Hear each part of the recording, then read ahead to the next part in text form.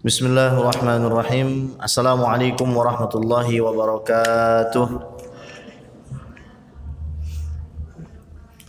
Alhamdulillah wassalatu wassalamu ala sayyidina Rasulillah Sayyidina wa maulana Muhammad ibn Abdillah wa ala alihi wa sahbihi wa mawalah wa la hawla wa la quwwata illa billah. Ashhadu an la ilaha illallah wahdahu la syarika lah wa ashhadu anna sayyidana wa maulana Muhammadan abduhu wa rasuluh alladzi la nabiyya wa la rasula ba'dah.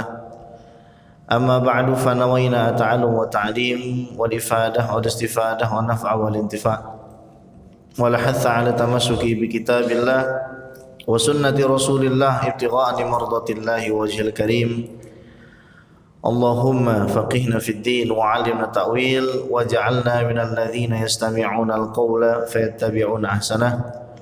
Allahumma arinal haqqa haqqan warzuqna ittiba'ah wa arinal batila batila warzuqna ijtinabah wa adkhilna bi rahmatika fi ibadikas salihin amin ya rabbal alamin.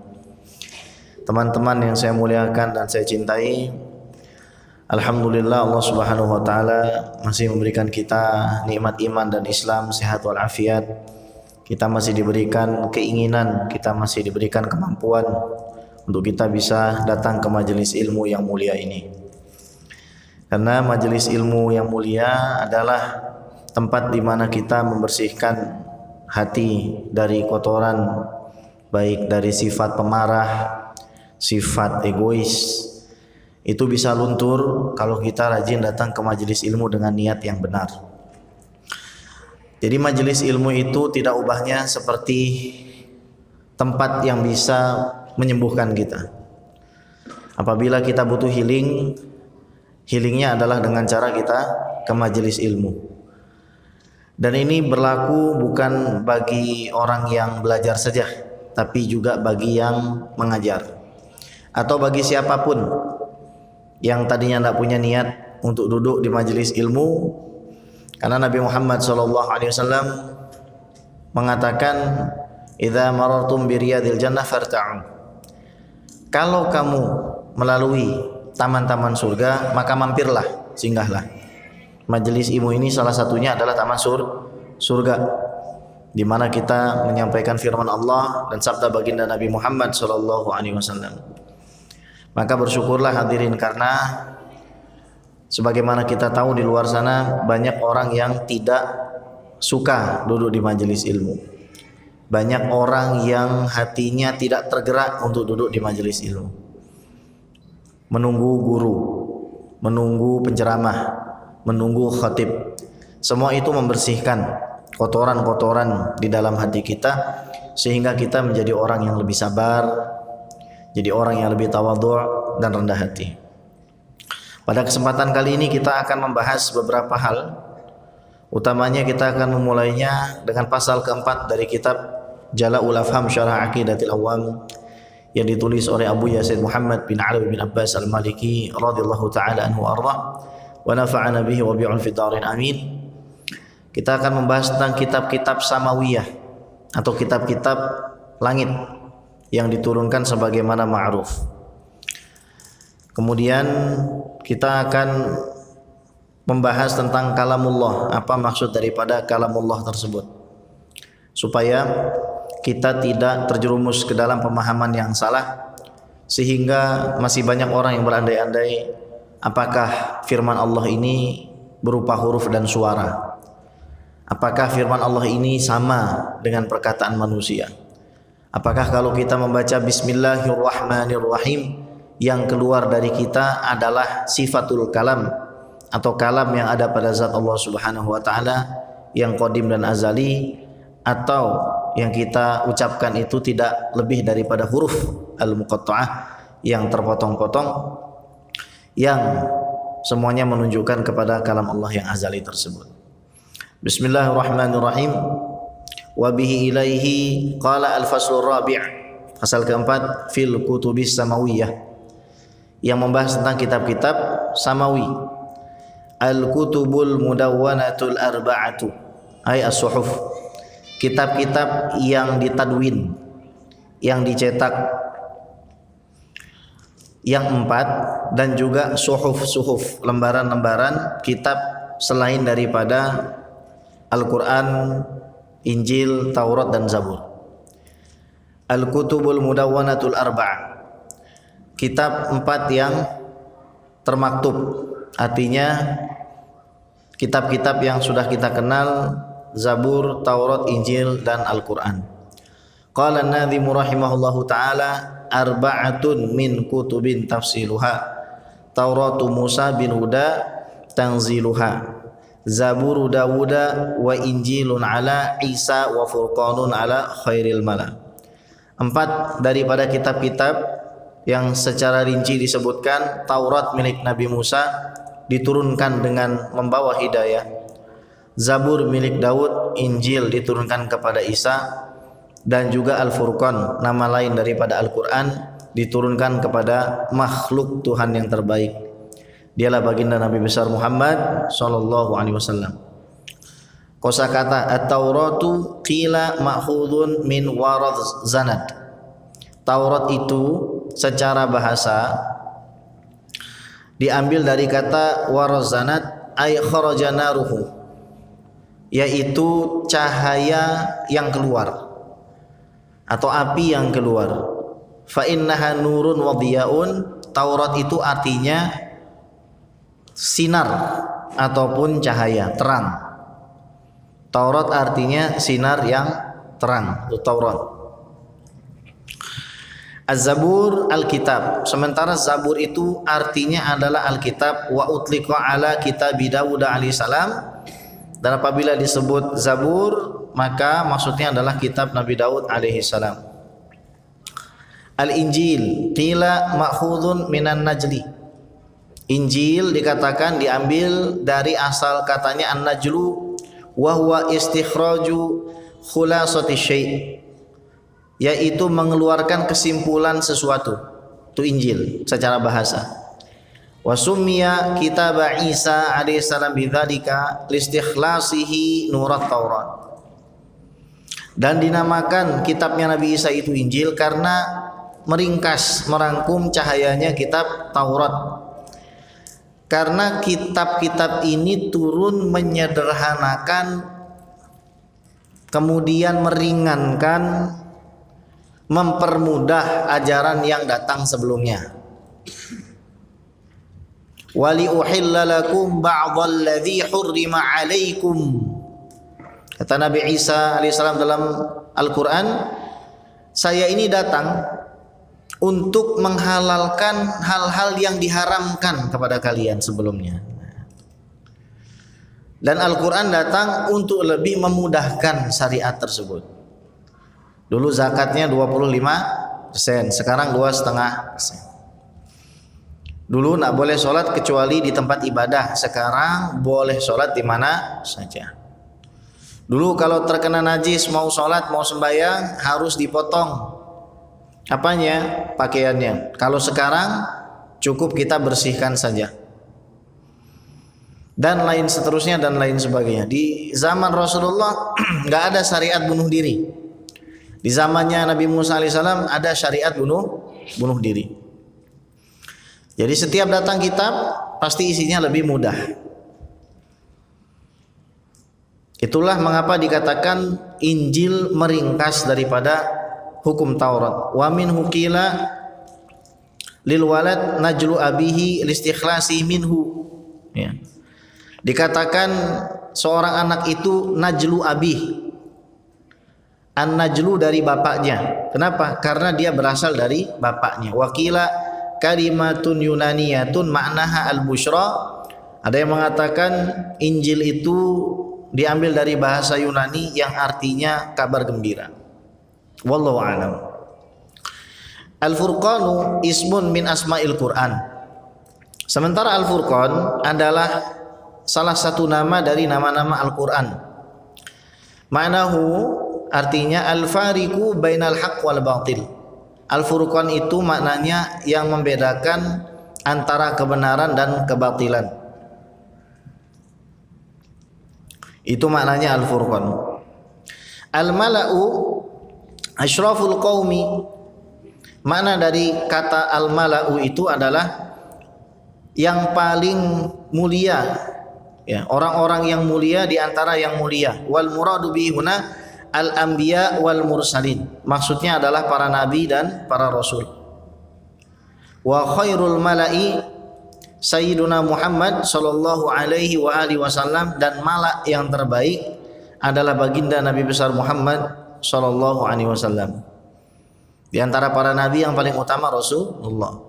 Satu, syafaat al-uzma berasal dari Rasulullah sallallahu alaihi wasallam. Beliau mengatakan ana sayyidu waladi Adam yaumil qiyamah wala fakhr. Saya adalah tuan dari anak Adam di hari kiamat. Itu dua. Tiga, beliau mengatakan Adam wa man dunahu tahta liwa'i yaumil qiyamah wala fakhr. Adam dan seluruh nabi yang ada setelahnya di bawah panjiku di hari kiamat. Bukan maksudku membanggakan. Empat, Nabi Muhammad SAW satu-satunya manusia yang mendapatkan tempat di surga yang namanya al-wasilah. Dan yang mendoakan Rasulullah dapat al-wasilah akan diberi syafaat oleh beliau. Kalau kita dengar azan, kita berdoa Allahumma rabb hadhihi da'watit tammah was salatil qaimati sayyidana Muhammadanil wasilah. Itu doanya yang serius. Kita minta kepada Allah supaya memberikan Rasulullah sallallahu alaihi wasallam al-wasilah tersebut. Nabi lain tidak ada. Kemudian yang kelima, Rasulullah sallallahu alaihi wasallam diberikan kitab yang terbaik, yaitu Al-Qur'an. Dan yang selamat dari segala bentuk tahrif, distorsi, sampai hari kiamat dijamin oleh Allah Subhanahu wa taala adalah kitabnya Nabi Muhammad sallallahu alaihi wasallam. 6. Di dalam Al-Qur'an Allah Subhanahu wa taala memanggil nabi-nabi dengan namanya, ya Lut, ya Ibrahim, ya Adam, ya Isa, ya Musa. Tapi tidak pernah memanggil Rasulullah sallallahu alaihi wasallam dengan namanya langsung. Ya ayuhan nabi, wahai sang nabi, dipanggil dengan gelar. Kalau kita punya anak 25 orang, terus nomor 1 sampai 24 kita panggil nama. Yang ke-25 kita panggil wahai anakku tersayang. Itu menunjukkan anak ke-25 ini adalah anak yang paling disayang. Itu isyarat di dalam Al-Quran. 7. Setiap nabi dan rasul itu punya doa yang pasti mustajab. Doa yang pasti mustajab ini semuanya sudah dipakai. Nabi Adam sudah pakai, sampai Nabi Isa sudah pakai. Para sahabat pernah mendesak Rasulullah sallallahu alaihi wasallam untuk memakai kesempatan ini. Enggak dipakai sama Rasulullah. Kenapa? Saya hanya gunakan kesempatan ini nanti di hari kiamat untuk menyelamati umat-umat saya. Itu Rasulullah sallallahu alaihi wasallam.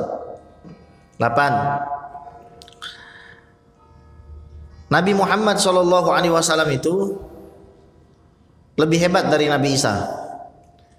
Karena Nabi Isa alaihi salam hanya menghidupkan orang-orang yang mati jasadnya, dan itu nggak banyak. Tapi Nabi Muhammad sallallahu alaihi wasallam menghidupkan hati manusia yang mati, dan itu banyak. Nggak bisa dibandingkan. 9. Semua nabi dan rasul paling mentok cuma dapat wahyu dengan 2 cara, nggak lebih. Karena cara mendapatkan wahyu itu 3. 1, langsung bercakap-cakap dengan Allah. Ini Nabi Musa dapat, Rasulullah dapat. 2, melalui perantara malaikat Jibril. Ini Nabi Muhammad SAW dapat. Nabi Musa alaihissalam nggak dapat. Kemudian fil manam, di dalam mimpi. Ini Nabi Muhammad SAW dapat, Nabi yang lain juga dapat. 3 cara ini didapatkan oleh Nabi Muhammad SAW. Sementara yang lain itu 2 saja. Dan yang terkenal mendapatkan langsung bermukalamah dengan Allah Subhanahu Wa Taala hanya Nabi Musa alaihissalam. Makanya dijuluki kalimullah, orang yang bisa bercakap-cakap langsung dengan Allah Subhanahu Wa Taala. Kemudian ketampanan Nabi Muhammad SAW itu nomor 1.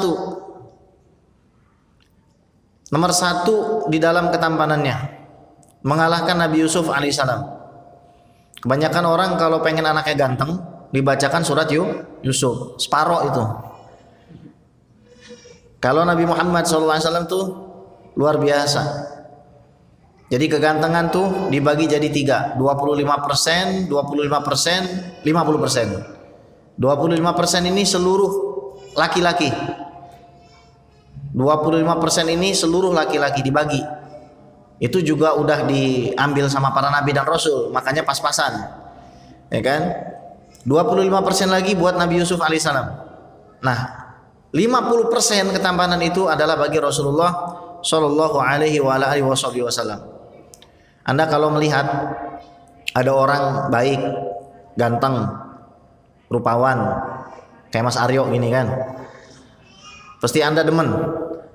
Kadang-kadang Anda takjub, ini siapa gitu, udah nikah apa belum? Anda takjub begitu. Gimana kalau Anda melihat Rasulullah SAW? Nggak sanggup. Makanya hakikat dari Rasulullah SAW tidak akan disingkap di dunia ini. Para sahabat itu tidak melihat the full version of the Prophet Muhammad, peace be upon him. Nggak melihat Nabi Muhammad SAW dalam kapasitas yang sesungguhnya. Karena masih dihijab, nggak kuat. Nggak kuat. Saya yakin antum kalau melihat Rasulullah di zaman sahabat nggak kuat antum. Nggak kuat. Saking indahnya, tutur katanya, perangainya, sorot matanya, ucapannya, fisiknya, putih dan bersih kulitnya, harum ketika berbicara, harum ketika bersalaman dengannya, manis senyumannya, keluar cahaya pada saat berbicara, tebal alisnya, tebal rambutnya, tinggi perawakannya. Tidak sanggup Anda melihat Rasulullah, tidak sanggup. Ya, itu saking istimewanya Nabi Muhammad SAW. Nabi yang lain, enggak. Perempuan ketika melihat Nabi Yusuf alaihissalam, motong-motong tangan, ya, motong-motong tangan. Melihat Rasulullah SAW nggak motong tangannya. Kenapa? Karena Allah Subhanahu Wa Taala halangi fitnah itu tidak akan terjadi kepada orang yang memandang Rasulullah. Nggak pernah ada orang ingin berzina dengan Rasulullah. Nggak pernah ada laki-laki ingin homoseksual dengan Rasulullah. Nggak pernah terjadi itu. Fitnah nggak akan terjadi dari segi itu. Adapun orang yang nggak beriman itu memang jatah dia. Tapi fitnah syahwaniyah, ya, syahwat manusia itu nggak pernah terjadi. Orang yang ingin menghadiahkan dirinya, perempuan yang ingin menghadiahkan dirinya kepada Nabi Muhammad SAW itu bukan gara-gara fitnah fisik, bukan. Tapi semata-mata ingin membantu dakwah Rasulullah SAW. Ini mukjizatnya Nabi Muhammad SAW. Kemudian hebatnya Rasulullah ini, umatnya datang paling terakhir, masuk surganya paling duluan. Ini hebatnya Rasulullah. Kita ini udah tingginya paling pendek di antara manusia. Dibandingkan umat di zaman Nabi Idris, kita ini nggak ada apa-apanya. Dulu Nabi Ismail diutus untuk berdakwah kepada kaum giants, raksasa, Amalikah namanya itu. Al-Amalik, ya. Diperintahkan untuk dakwah ke sana. Raksasa. Kita ini udah paling kecil, paling pendek, ibadah juga paling sedikit. Ibadah kita paling sedikit. Kewajiban kita sholat 5 waktu. Sedikit. Kita nggak diwajibkan zikir 24 jam. Tapi kita masuk surga duluan. Itu hebatnya Nabi Muhammad SAW. Umat Rasulullah ini kerjanya paling sedikit. Dalam sebuah hadis sahih Bukhari disampaikan, orang Yahudi itu adalah orang yang bekerja dari pagi sampai siang. Terus dia tidak mau melanjutkan pekerjaannya. Datanglah orang Nasrani melanjutkan pekerjaan orang Yahudi itu sampai sore. Terus dia tidak mau lagi melanjutkan pekerjaannya. Datanglah orang Islam dari waktu asar sampai maghrib. Pekerjaannya paling ringan, paling gampang. Udah gitu balasan orang yang ngerjain dari awal sampai waktu asar dikasih semua sampai yang paling terakhir. Proteslah itu orang awal sama orang tengah. Kok bisa begitu? Ini adalah karunia yang aku berikan kepada siapa saja yang aku kehendaki. Catat itu. Kita ini orang Islam, karunia dari Allah. Tolong disyukuri ya. Kalau dicabut iman kita, nggak ada artinya semua kekayaan, harta, tahta, pangkat, jabatan, nggak ada artinya. Antum bersyukur bisa datang ke majelis ilmu kayak begini tuh, masih punya agama, masih punya Islam. Insya Allah ya. Alhamdulillah. Syukurin yang benar. Ada orang di luar sana mau keluar dari Islam. Ajib ya, mau keluar dari Islam. Mau dia di dalam Islam tapi ingin keluar dari agama Islam. Ada orang begitu. Dia ngerasa syariat yang dibawa oleh Nabi SAW ini sulit banget. Dia ngerasa syariat yang dibawa Rasulullah ini memayahkan, menyulitkan, ribet. Ngapain saya harus bangun pagi-pagi, kemudian saya harus pergi ke masjid, ngapain gitu? Ngapain saya harus capek-capek memberikan harta saya kepada orang lain? Ngapain juga saya harus tutup aurat? Ngapain saya nggak boleh pacaran? Ngapain saya harus pergi haji, keluar uang banyak, capek-capek pergi ke sana? Ngapain saya harus begini, harus begitu? Mungkin Anda nggak pernah ketemu sama orang begitu ya. Mungkin jarang Anda ketemu sama orang begitu. Kami sering ketemu sama orang begitu. Ada orang yang nggak suka dengan hal-hal seperti ini. Nah, ini adalah pemberian, hadirin, pemberian dari Allah Subhanahu wa taala yang sangat mulia. Oh, alhamdulillah aku nih masih muslim, masih muslimah, ya Allah, alhamdulillah masih selamat.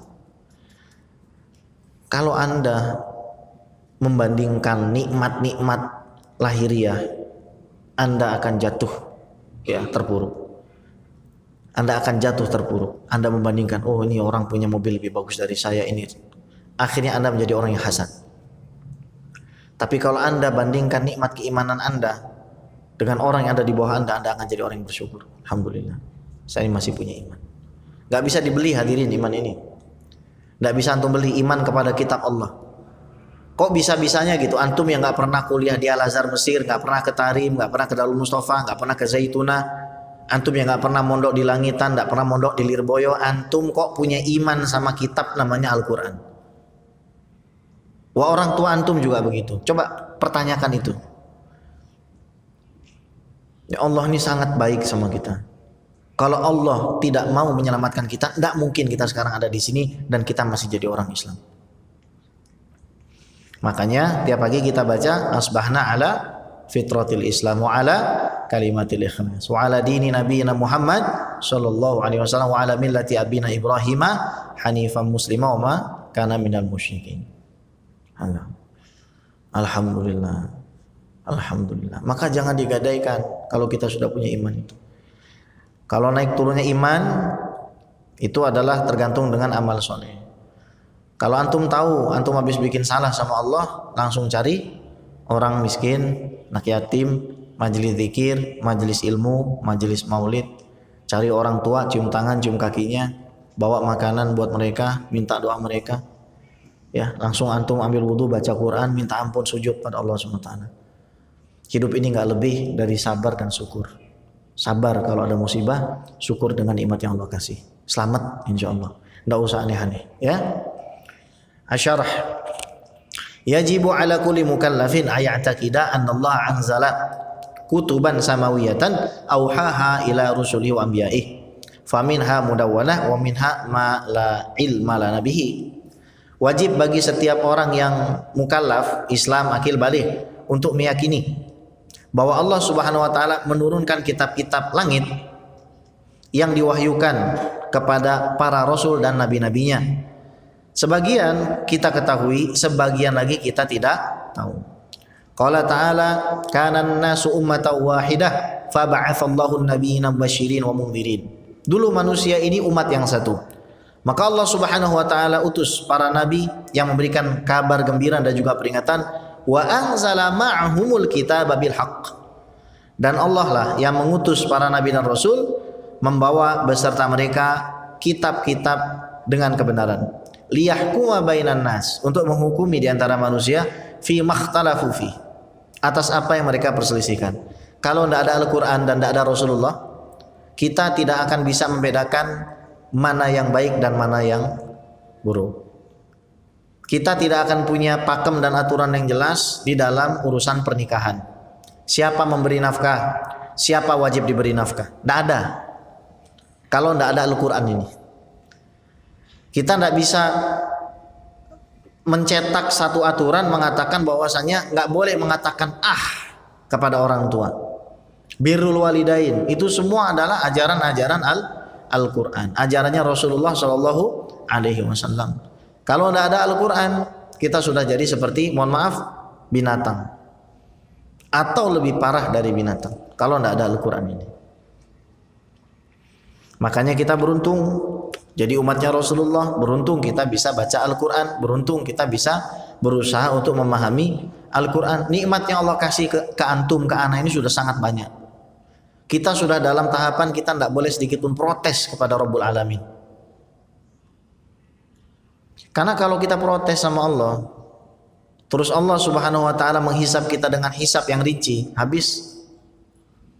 Ingat gak ada seorang anak gendong ibunya pergi ke Mekah buat haji. Tanya kepada Abdullah bin Umar. Abdullah bin Umar, ini saya sudah membalas atau belum jasa orang tua saya, jasa ibu saya. Saya sudah gendong kurang lebih 3.000 kilometer.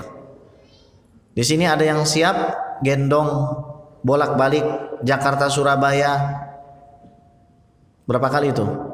800. Ya, 4 kali lah. 4 kali bolak-balik Jakarta Surabaya. Gendong, bopong. Ada yang siap? Nggak ada. Apakah sudah membalas ini Abdullah bin Umar? Belum. Bahkan kamu belum membalas satu rintihan ibumu pada saat dia melahirkan kamu. Satu rintihan. Rintihan nahan sakit. Itu jasa kita sama manusia, hadirin. Jasa manusia kepada kita, jasa Allah kepada kita tidak bisa balas, tidak akan bisa balas. Maka jangan berani-berani protes sama Allah. Ya Allah, kenapa begini, kenapa begitu? Ya, terima semua yang Allah berikan, jalani semaksimal mungkin, sabar, syukur, insya Allah antum husnul khatimah. Amin. Fa'ammal mudawwanatu fa'arba'atun wahya. Adapun yang kita ketahui, yang termaktub, tercetak ya, 4. Memang ada kecurigaan kitab-kitab yang ditulis dengan bahasa-bahasa seperti apa sih kitabnya orang agama lain, saya tidak mau sebutkan agamanya ya. Itu ada indikasi bahwasanya kitab-kitab tersebut memang kebaikan dan kebenaran yang terdapat di dalamnya berasal dari para nabi dan rasul yang diutus kepada kaum itu, cuma mengalami distorsi dan juga peralihan makna lah, kira-kira begitu ya. Jadi semua kebaikan-kebaikan syariat, misal nih di dalam agama lain tuh ada juga kok ajaran puasa, ada nggak? Ada ajaran untuk berpuasa. Saya nggak mau sebut agamanya. Ajaran untuk tidak makan daging, ada tuh. Ajaran untuk tidak menikah, itu juga ada ya. Nah ini memang ajaran para anbiya terdahulu tuh, ada ajaran yang seperti itu. Makanya Nabi Muhammad SAW mengatakan, innallaha abdala ruhbaniyah bil hanifiyati samhah. Sungguhnya Allah Subhanahu wa taala mengganti kerahiban, rahib itu tidak boleh nikah ya, dengan al-hanifiyah samhah, dengan agama yang lurus lagi toleran. Ada sahabat Nabi datang ke rumah istri-istri Nabi, terus nanya ibadahnya Nabi itu gimana.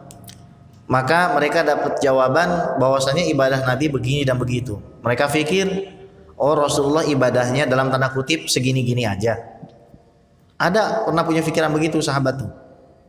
Oh ibadahnya cuma segini-gini aja gitu kan. Kalau begitu sekarang saya mau puasa dan saya tidak mau berbuka. Yang satu bilang saya mau sholat dan saya tidak mau tidur. Yang satu lagi bilang saya tidak mau nikahi wanita. Kedengaran sama Rasulullah. Wajah Rasulullah marah. Wajahnya sangat marah. Lalu beliau mengatakan, wallahi inilah akhsyakum wa a'lamukum wa atqakum billah. Aku ini adalah orang yang paling takut, yang paling kenal, yang paling tahu dengan Allah Subhanahu wa taala. lebih daripada kalian. Hikmahnya satu, nggak mesti kalau kita menambah sebuah amal ibadah kita lantas lebih baik daripada orang lain. Ibadah lahiriah tuh, nggak mesti ya. Kemudian yang kedua, ternyata ada ibadah yang lebih hebat lagi daripada ibadah lahir, yaitu ibadah batin. Sebagaimana ada penyakit yang lebih berbahaya daripada penyakit lahir, yaitu penyakit batin. Kalau antum sakit gigi, di depan sini ada dental klinik. Ya, antum bisa perbaiki gigi antum. Kalau antum sakit jantung, antum bisa pergi ke Eka Hospital situ, nggak jauh. Tapi kalau antum dihinggapi penyakit hasad dan suka ngomongin orang, antum mau ngobatinnya kemana? Kepada siapa antum mau ngobatin itu? Ya. Artinya antum harus mencari seorang guru. Ya, yang akhwat berdoa minta sama Allah supaya dikasih guru-guru, ya, yang bisa membantu antum untuk supaya tidak suka gibah, nggak suka ngomongin orang, nggak suka hasad. Minta sama Allah Subhanahu Wa Taala, ya, supaya dikasih ustazah yang lurus. Kata. Amal mudawanatu fa arba wa hiya at-tauratu allati nazalat ala Musa alaihissalam. Yang pertama adalah Taurat yang diturunkan kepada Nabi Musa alaihissalam. Qala ta'ala inna anzalna taurata fiha huda wa nura. Wa nur. Sungguhnya kami turunkan Taurat, di dalamnya ada petunjuk dan juga cahaya. Wa qala ta'ala wa laqad ataina Musa wa Harun al-furqana wa diya'aw wa dzikra lil muttaqin. Dan telah kami datangkan kepada Musa dan Harun al-furqan, wadiya'a, ini maksudnya juga Taurat, serta penerang, pengingat bagi orang-orang yang bertakwa. Wa hadhi Taurah qad harrafaha aktsaru min katibin min ruhbanil yahud liyukhfu ma fihi minal haqqi. Dan Taurat ini telah disimpangkan, maknanya didistorsi isinya oleh banyak sekali dari para pencatat-pencatat yang mereka ini termasuk dari pendeta-pendeta Yahudi, supaya mereka bisa menyembunyikan kebenaran yang terkandung di dalamnya tersebut. Orang-orang Yahudi dulu kalau Nabi SAW lewat, mereka akan berhenti membaca Taurat apabila menjelaskan tentang Nabi Muhammad SAW. Dan orang-orang Yahudi itu mereka tidak mau membuka informasi kepada halayak ramai tentang kebenaran Nabi Muhammad SAW. Innal ladzina yaktumuna ma anzalna minal bayyinati wal huda min ba'di ma bayyanahu lin-nasi fil kitab ulaika yal'anuhumullah wa yal'anuhumul la'inun. Orang-orang yang menutupi kebenaran Nabi Muhammad SAW dalam kitabnya, itu mereka dilaknat oleh Allah, dilaknat malaikat, dilaknat matahari, dilaknat bulan, dilaknat bintang. Kenapa? Karena menyembunyikan informasi. Al-Imam Fakhruddin Ar-Razi mengatakan, termasuk orang yang tidak mau mengajar kalau tidak mendapatkan keuntungan duniawi, dia juga termasuk dilaknat oleh Allah. Jadi kalau kita punya ilmu, terus kita nggak mau bagi sama orang, gara-gara orang itu tidak memenuhi satu keinginan kita termasuk orang yang dilaknat oleh Allah Subhanahu Wa Taala. Ngeri ya. Makanya kalau kita punya informasi soal agama ini, di-sharing aja. Di-sharing di media sosial. Tujuannya apa? Untuk menyemarakan syiar Islam. Di zaman sekarang orang berbangga diri dengan perbuatan maksiatnya. Maka sekali-kali ya, antum nggak apa-apa mensiarkan perbuatan baik. Nggak apa-apa. Misalkan nanti ada yang mau berkurban, dia kurban 10 kambing, 5-nya sembunyiin, 5-nya tampilin di medsos, nggak apa-apa. Ya. Misalkan ada yang mau kurban 2 sapi, 1-nya tampilin di medsos, 1-nya sembunyiin, nggak apa-apa. Kenapa? Karena sedekah yang disampaikan Al-Quran itu bukan cuma sir atau tersembunyi, tapi juga sirra wa alaniyah, baik secara sembunyi maupun terangan. Kita harus fight, kita harus lawan orang-orang itu. Mereka yang senang menampilkan keburukannya, tren pacarannya, tren buka auratnya, dan lain seterusnya, kita lawan dengan cara kita menampilkan bahwasanya beragama itu indah, beragama itu enak, beragama itu tidak sulit. Ini kewajiban kita di zaman ini. Artinya antum yang ikut pengajian sharing di medsos. Ingat, satu orang yang antum kasih hidayah, kata Rasulullah, satu orang jadi ngerti soal agama, urusan agamanya hanya dengan lihat postingan kita, itu lebih baik daripada onta merah. Onta merah itu kelasnya ya Rolls Royce, kelasnya onta merah itu ya Bugatti Veyron yang harganya 40M, 70M, ya. Jadi nggak usah ragu lagi. Kalau ada orang bilang, nah, ini soalim, baru hijrah aja belagu dan lain sebagainya, antum nggak boleh marah sama orang seperti itu. Kenapa? Karena kalau antum marah sama orang yang begitu, antum nggak ikhlas. Biarin aja, ya. Nggak usah dipedulikan orang seperti itu. Nanti akan capek sendiri. Yang penting antum fokus aja, sharing ya. Kemudian falladzi indahu minat taurati sahiha wa ba'dhuha faqat. Maka dapat disimpulkan bahwa Taurat yang dia miliki, orang-orang yang dia miliki adalah sebagian saja yang benar. Wa qad athbatallahu hadza tahrif fi qoulihi, dan Allah Subhanahu wa taala telah menetapkan penyimpangan ini di dalam firman-Nya di dalam surat Al-Baqarah ayat 75. Afatatma'una ayyuminu lakum wa qad kana fariqum minhum yasma'una kalam Allah thumma yuharrifunahu min ba'di ma aqaluhu wa hum ya'lamun. Sebagian di antara orang-orang itu, mereka sudah mendengar firman Allah, kemudian mereka tahrif, mereka simpangkan, mereka palsukan. Mim ba'di ma aqaluhu wa hum ya'lamun. Setelah mereka faham, bukan enggak faham, mereka faham mana yang benar tapi dipalsukan. Dan mereka tahu itu. Jangan memalsukan informasi di dalam agama ini. Yang hak katakan hak, yang batil katakan batil. Makanya masuk ke dalam konteks ini ulama ulama jahat. Dia gunakan ayat Al-Quran dan hadis untuk memuluskan kepentingan dia. Dia membeli dunia dengan agamanya, membeli dunia dengan Al-Qurannya. Makanya dapat jabatan jadi mufti negara itu berat, hadirin. Kalau dia berfatwa sesuai dengan hawa nafsunya, masuk neraka. Jadi hakim itu berat. Jadi hakim itu sangat berat. Kenapa? Kalau sampai dia memutuskan sesuai dengan hawa nafsunya, masuk neraka dia. Wa qauluhu ta'ala minal ladzina hadu yuharrifuna al-kalima 'an mawadhi'i. Dan di antara orang-orang Yahudi itu ada yang mentahrif isi Taurat dari tempat yang seharusnya. Yang kedua, Az-Zabur alladzi nazala 'ala Daud alaihissalam, yang turun kepada Nabi Daud alaihissalam. Qala ta'ala wa ataina Dauda zabura. Di dalam surat Al-Isra ayat 55 Allah firmankan, dan kami telah menurunkan kepada Nabi Daud kitab Zabur. Kitab Zabur ini isinya adalah pujian-pujian. Pujian-pujian kepada Allah Subhanahu wa taala. Dan Nabi Daud alaihissalam ini suaranya merdu. Makanya di dalam kita membaca Al-Qur'an pun disuruh kita untuk melakukan supaya enak didengar. Dan kata para ulama, mendengarkan bacaan Al-Quran yang merdu itu salah satu cara menghidupkan hati yang mati.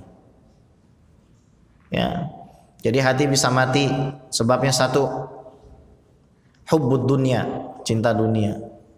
Dua, hati itu bisa mati nisyanul maut, lupa dengan kematian.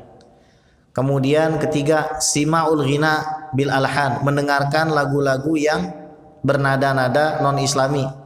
Terlalu banyak antum dengerin musik tapi antum nggak pernah hantam dengan Al-Quran, antum nggak pernah hantam lagi dengan baca maulid, zikir, rotib, rusak antum punya kolbu. Ya, rusak antum punya kolbu. Jadi orang mendengarkan musik itu selama musik tersebut musik yang mubah memang diperbolehkan. Tapi kalau terlalu sering akan menjadi keras kita punya hati itu. Maka perbanyaklah dengar ceramah agama, dengar Al-Quran, ya. Kemudian yang bisa menghidupkan hati adalah mujalasatu sholihin, duduk bersama orang-orang soleh. Itu bisa menghidupkan hati antum.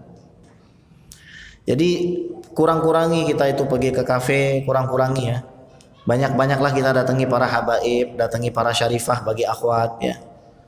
Cari jadwal-jadwal para syarifah tuh dicari ya. Umu Jindan tuh. Kemudian Ustazah Fatimah Al-Haddad, Ustazah Fatimah Segaf, banyak ya. Ustazah Halimah Lidrus, mencari. jadwal-jadwal taklimnya para syarifah, antum datang hadiri ya, supaya sanad antum juga bersambung ya akhwat. Kemudian Al-Injil alladzi nazala ala Isa alaihi salam, qala ta'ala wa qaffayna ala atharihim bi Isa ibn Maryam musaddiqan lima baina yadayhi minat Taurat. Dan kami turunkan kepada Nabi Isa putra Maryam Taurat, Injil sebagai penyempurna dari Taurat. Injil sebagai penyempurna dari Taurat.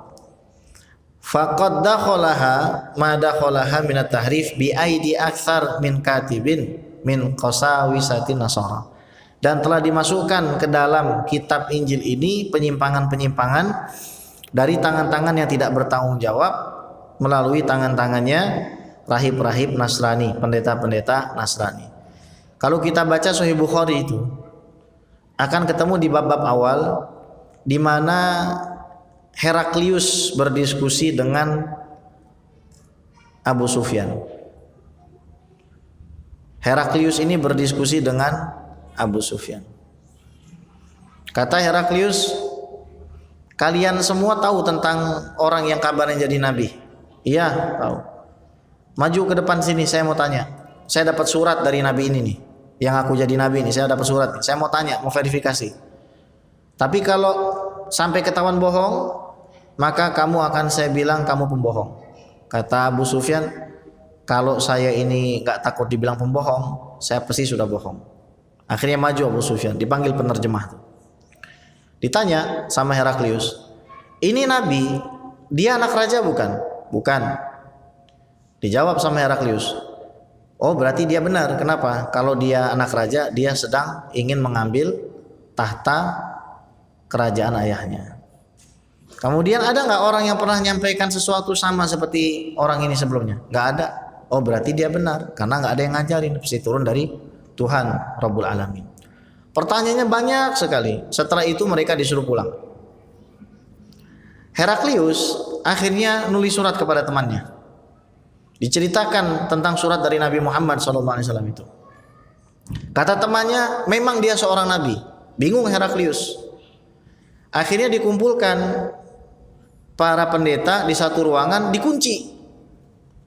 Heraklius bilang, saya mau beriman kepada nabi ini, dan saya mengajak kalian semua untuk meninggalkan ajaran agama kita sekarang, pindah ke ajaran agama nabi ini.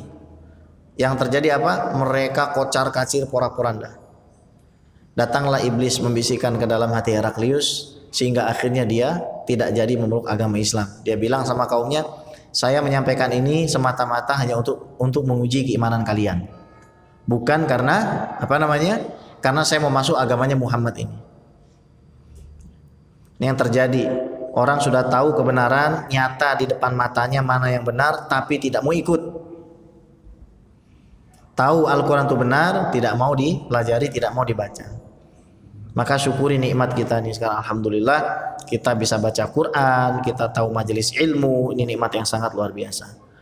Qala ta'ala wa minal ladzina qalu inna nasara akhadna mitsaqahum fanasu hadzam mimma dzukiru bih.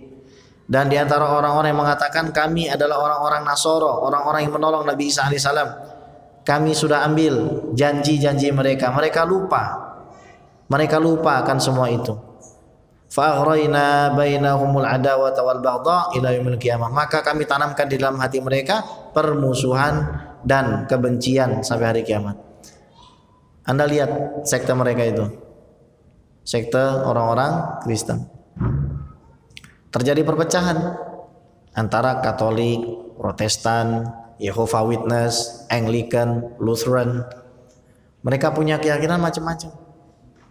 Makanya kita belajar akidah ini penting supaya tetap mengikuti jalan salafus saleh sampai kepada Nabi Muhammad SAW. Karena tidak cukup orang itu mengatakan saya Muslim tapi tidak mau belajar akidah, nanti bisa tersesat, kata Imam Ghazali. Pun kalau kita sudah belajar akidah, bukan artinya kita bertugas menyesatkan orang lain. Tugas kita kalau kita sudah tahu mana yang baik, mana yang buruk, kita ajak orang lain meninggalkan yang buruk. Dan tolong selalu diingat, kita tidak lebih baik dari mereka. Posisi kita selama hayat masih di kandung badan, mereka hayat masih di kandung badan, itu masih 50-50. Kenapa? Kita bisa mati dalam keadaan kafir, mereka bisa mati dalam keadaan muslim. Maka ketemu sama orang kafir, ketemu sama orang yang belum pakai jilbab, ketemu sama orang yang masih suka ngomong kotor, jangan pernah antum merasa lebih baik dari mereka. Tapi nasihatilah kesalahan mereka itu tanpa perlu antum merasa lebih baik. Orang ceramah, kalau dia merasa sedikit saja lebih baik dari yang diceramahi, jatuh makomnya sudah. Anak ngajar antum begini, anak ngerasa lebih baik dari antum sedikit aja, di mata Allah Subhanahu wa taala jatuh. Nasihat sampaikan ya. Tapi masalah kolbu tolong dijaga. Jangan sampai kita merasa lebih baik dari orang lain. Walladzi yu'tabaru qariban min as-sihhati bainal anajil huwa Injil Barnaba. Dan Injil yang dianggap dekat dengan kebenaran adalah Injil Barnabas. Fa innahu yukhaliful anajilal mutadawilah al-hadiyata allati wada'aha Mata wa Yuhana wa Luka wa Markus mukhalafatan kabira. Karena Injil Barnaba ini, kata Abu Yasin Muhammad, banyak sekali pertentangannya dengan Injil-Injil yang lain seperti Injil Matius, Yohanes, Lukas, Markus ya.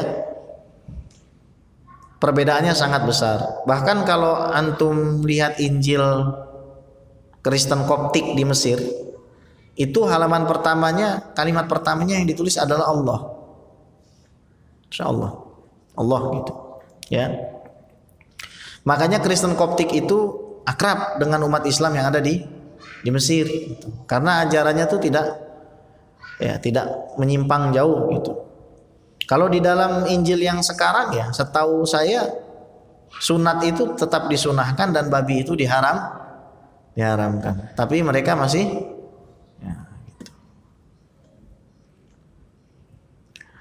ya Allah ya, kita ini beruntung sekali, beruntung. Keempat, Al-Qur'anul Karim alladzi nazala ala nabiyina Muhammad sallallahu alaihi wasallam. Al-Qur'an diturunkan kepada baginda Nabi besar Muhammad sallallahu alaihi wasallam. Qala ta'ala inna nahnu nazzalna 'alaikal furqana inna nahnu nazzalna 'alaikal qur'ana tanzila. Suratul Insan ayat ke-23. Sungguhnya kami turunkan kepada kamu wahai Muhammad Al-Qur'an. Wa qala ta'ala wa anzalna ilaikal kitaba bil haqqi musaddiqan lima baina yadayhi minal kitabi wa muhaiminan alaih. Dan sesungguhnya kami turunkan kepadamu Alkitab dengan kebenaran sebagai pembenar ya atas kitab-kitab yang lain ya.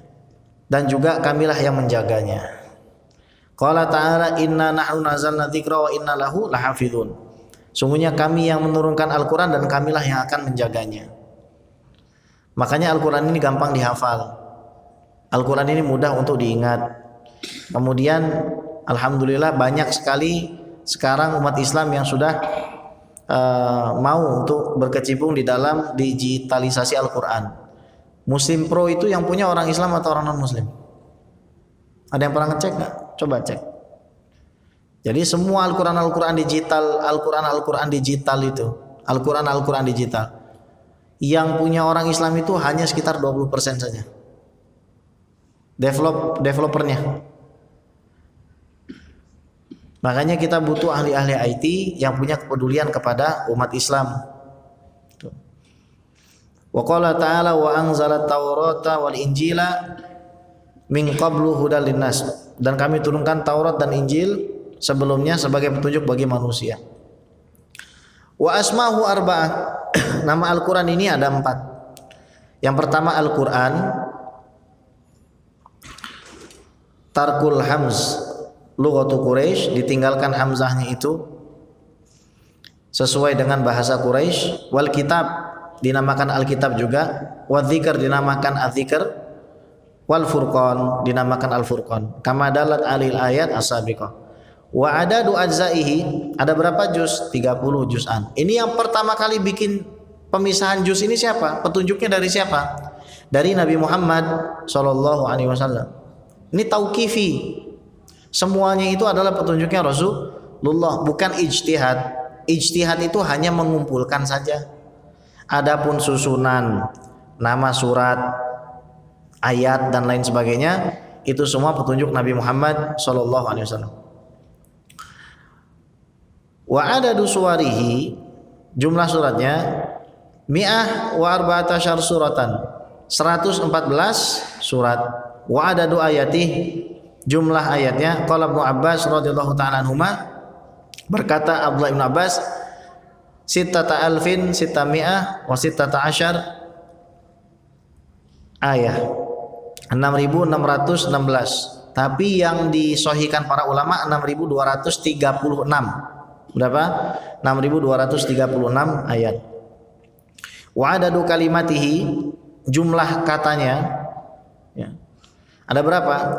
77.934 kata. Jumlah hurufnya, wa adadu hurufi 3.333.671 huruf. Salasa malayin, salasa mi'ati alf, salasa wa salasina mi'ati alf, sitimi'ah wahid wa sab'in harfan. Wa hadzal kitabul aziz qad hafizahullahu hatta wasala ilaina biduni tahrif wala tabdil. Dan Al-Quran ini sampai kepada kita tanpa ada distorsi, tanpa ada perubahan sama sekali.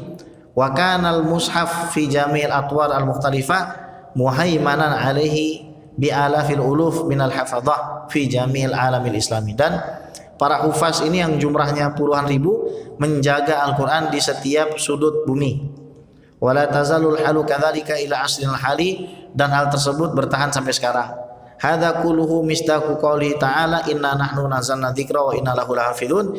Inilah bukti dari kebenaran firman Allah Subhanahu wa taala, kamilah yang menurunkan Al-Qur'an dan kamilah yang akan menjaganya. Jadi tidak bisa dibantah lagi hadirin, bahwasanya Allah Subhanahu wa taala menjaga kita punya Al-Qur'an. Dan antum bisa dengan pede menantang orang-orang itu yang enggak percaya sama Al-Qur'an. Kalau memang kamu merasa Al-Qur'an ini palsu, coba kamu bikin kitab yang lain. Kitab yang berisikan hukum, kitab yang berisikan nasihat, kitab yang berisikan mau'izah, kitab yang berisikan aturan, kitab yang berisikan adab dan akhlak, kitab yang berisikan keyakinan, kitab yang berisikan tentang aturan. Kamu bikin coba. Mampu? Tidak mampu. Di zaman di mana para penyair Arab itu masih dominan, apakah mereka mampu? Mereka juga tidak mampu. Jadi kita punya kitab ini hadiah dari Allah Subhanahu wa taala, harus kita jaga baik-baik. Ditaruh di tempat yang tinggi. Tapi jangan nggak pernah dibaca, ditaruh tempat tinggi nanti nggak pernah dibaca. Al-Imam Bishr Al-Harits itu, beliau dulunya adalah seorang pemabuk. Beliau pemabuk tapi jadi wali. Sebabnya apa? Karena beliau lagi mabuk, ketemu di jalan ada kain bertuliskan Bismillahirrahmanirrahim. Beliau ambil kainnya, beliau taruh di tempat yang tinggi, beliau kasih minyak wangi, beliau cium, beliau muliakan. Karena keikhlasannya memuliakan Bismillahirrahmanirrahim, beliau diangkat menjadi kekasih Allah. Sebaliknya, kalau antum baca Al-Quran sambil selonjoran, Al-Quran antum posisikan sama seperti kaki antum, nanti antum bisa berubah jadi pemabuk nanti. Al-hurmah afdalu minat ta'ah. Al-hurmah afdalu minat ta'ah. Ta'zim kita, penghormatan kita ini lebih mulia daripada ketaatan. Karena orang kafir itu bukan gara-gara berzina. Orang kafir itu gara-gara meremehkan dosa zina. Beda nggak? Orang kafir itu bukan gara-gara dia mencuri, tapi dia menganggap mencuri itu tidak berdosa. Orang kafir itu bukan gara-gara dia membunuh, tapi dia mengatakan membunuh itu tidak ada tanggung jawabnya sama sekali. Itu orang sudah keluar dari agama. Wassallallahu ala sayyidina Muhammad wa ala alihi washabihi ajmain walhamdulillahirabbil alamin. Kalau ada tanya jawab silakan, fadhal.